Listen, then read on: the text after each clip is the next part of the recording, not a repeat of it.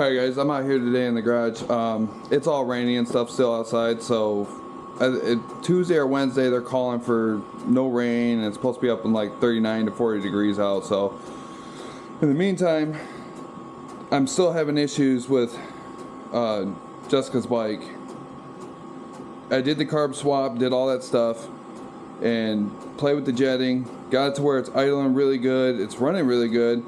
Problem is, it's cutting in and out at half throttle and full throttle, and I can't seem to figure it out with the carburetor. So I went ahead and decided to see what's the compression like, because something's obviously not right with this motor.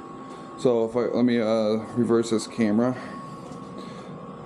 This is the PSI I got out of it.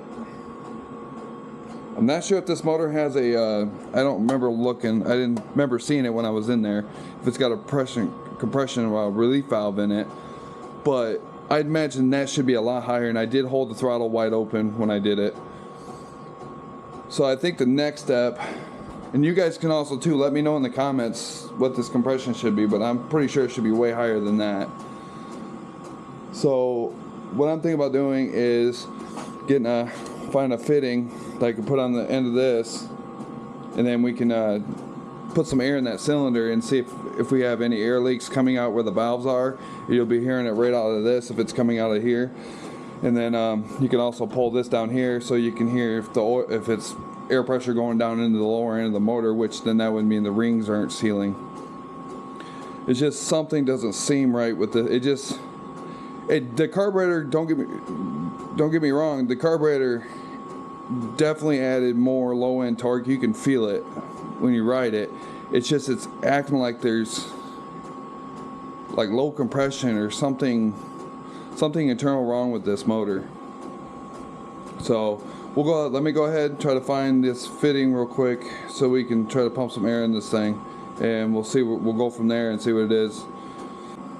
Alright, so I went ahead and I couldn't find the fitting. I'm not sure where it's at, and I don't really have any way to rig it up. So what I did is I went ahead and pulled this motor out and checked the compression on it.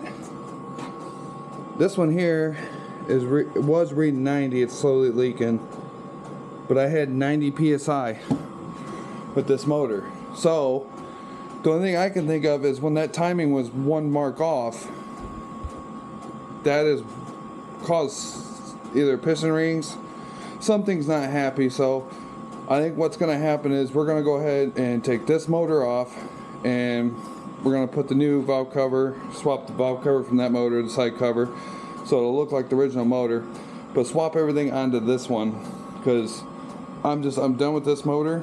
And later on in the future, to be honest, it's just a life and engine, so I probably won't go back to it. But I think that's what we're going to go ahead and do just to solve all this problem, because obviously this thing's down on compression, and now I know why I've been fighting with it so much.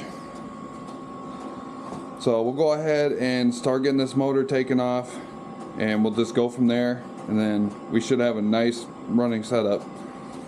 The preparation, good food, good mood, blood in circulation. One step at a time, yeah, that's how you make it. Set a goal you control and the steps you take them. I try to pick one thought, have some concentration, and if I make a mistake, it's called education. I try to do this every day, call it replication. Wake up, today's gonna be a good day.